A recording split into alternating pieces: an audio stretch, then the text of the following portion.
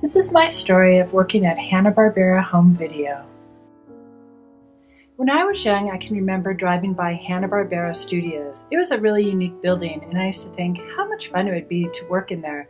I'd also been a big fan of the Flintstones when I was little and loved watching them on TV. And as fate would have it, I got a job there. I got to work in their home video division. I was hired as the director of marketing and was going to oversee the design and production of all their marketing materials and do the PR and basically revitalize that arm of the studio. David Kirshner was now running this whole studio, and he had been appointed to that position in 1989. But Bill Hanna and Joe Barbera still remained the co-chairs of the studio with him. Carl Lindner, who owned he was a junk bond king and had a company called Great American out of Cincinnati, Ohio, had purchased the studio, and we were just part of a big portfolio. He also owned Chiquita Banana. This was sort of what was happening during the 1990s. The studio had a lot of things going on at the time. We had a lot of new shows that were on the various networks, and it also was decided that we would open some retail stores so that we could compete with Disney. So we had these different stores located in malls across the country, and we worked with licensors, and we had t-shirts and plush toys and all the fun merchandise you could imagine that would come out of a place like Hanna-Barbera. And at the time, David Kirshner was also working on The Dreamer of Oz, which was going to premiere actually on the television as well. So it was a really fun time to be there.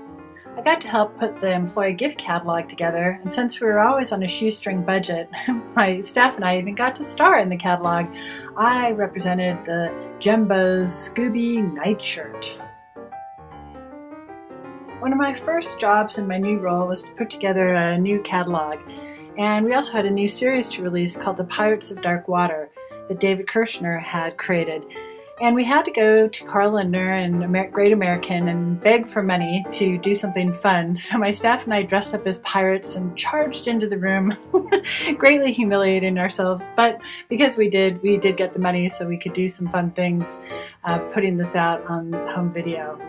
We also had all of the staples that everyone expects from Hanna-Barbera, but we got fun old shows like Johnny Quest out of the vault and really dialed it up, created all kinds of really cute things that you could collect, like a whole series of stickers with Johnny and Haji and Bandit, and really tried to make this a fun thing for kids, you know, having a mission and being part of the team. So that was a really fun project to work on. That was probably one of my favorites that I got to do when I was there. And then, of course, we had, Yogi and, who doesn't like stickers and a coloring sheet? We always had to put that out there so that when kids opened the video, they would have something fun to get, kind of that whole gift with purchase. And then good old Huckleberry Hound and Dastardly and Muttley. We brightened up all the colors for the home video division and tried to really touch on that nostalgia, the fun for kids and the kid in you, so that people that were now in their 30s and 40s having kids wanted to share the cartoons that they loved when they were young with their kids. And it was fun for me because I even got to have my goddaughter star in the catalog, so that was cute.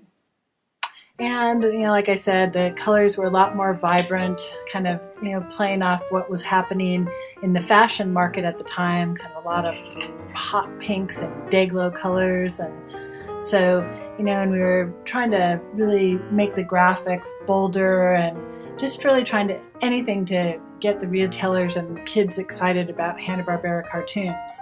We also partnered with Hallmark at the time and did a series called Timeless Tales, where we had Olivia Newton-John be the host, and we put these out in 6-packs and tried to have all the stories that kids knew, from The Ugly Duckling and The Emperor's New Clothes, and and actually threw those stickers in there again.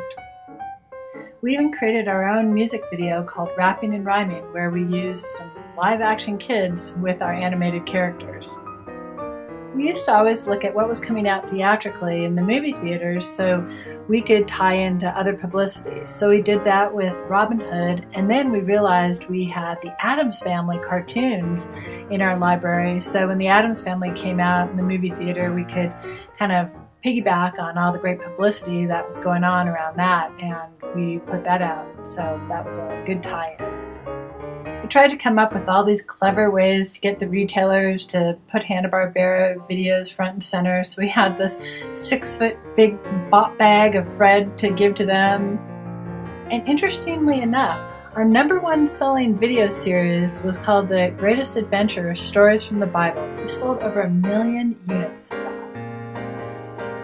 And just like when I had been at Embassy Home Entertainment, at Hanna-Barbera, I was also in charge of the booth for the big Video Software Dealers Association convention that was held in Las Vegas. The Hanna-Barbera booth was really a lot of fun to work on and create because we had so many great bedrock themes that we could put into the booth. And we had the costume characters Fred, and we put together all kinds of fun, what they call POP or point of purchase displays for the video retailers. And we brought Joe Barbera there to sign autographs, and he was such a huge hit. He was great with customers. And Entertainment Tonight even came over and they put him on the TV, which was fun. We also had Don Messick at the booth, and oh gosh, he was such a fun person. He did so many voices of the Hanna-Barbera characters. Most people, know him as Scooby-Doo, but he was great signing autographs as well. Well, the big Hanna-Barbera property was the Flintstones, and during this time, there was even a script that was being worked on for a live-action movie, and it also happened to be the 30th anniversary. So I was charged with that as one of my duties, is to be in charge of the whole thing. And so, oh my gosh, we had just so much publicity. We worked with a Hollywood Reporter, and we had a special issue done that was just all dedicated to the Flintstones. And it was really incredible, and it's really fun to look back at that now and just see all the wonderful companies that we worked with over the years, and all the different licensing products from Cocoa Puffs and the McPhee Company, who was our advertising agency, and the Lippin Group, that was our PR agency. And it's kind of neat to reflect back and realize all these different places that a lot of them just don't exist anymore. So I was really glad I kept this special issue of this celebration. And one of the other things that we did is we created a really fun, way to honor Fred with a special video. And oh gosh, we had parades and all kinds of TV coverage, you name it. Yep, we even created a special animated logo for the 30th anniversary. I even had a really rockin' bedrock party and celebration of the 30th myself. Hanna-Barbera was a really special place. It was a true family, just like Embassy was, working for these smaller companies that really cared about the employees. When we got our Christmas cards, they were all actually personalized to us. And again, they had these great Christmas parties where they invited you and a guest, and put on a really great time for all the employees. It was really great. Our motto was, we do it all for you. And we did a video for the video retailers where the staff wrote the music and actually starred in it. I think we just had a blast. Now we're here to help, so listen up, yo. This is how it's done in home video. Those creative types call this a job. Check out those heads that say start to bar. Now over here, something to catch your eye. It's pretty cool, but that's no surprise. Amazing product that's on your shelves. What do you think? This stuff was made by elves? We do it all for you. We do it all for you. We do it all for you. We do it all for you.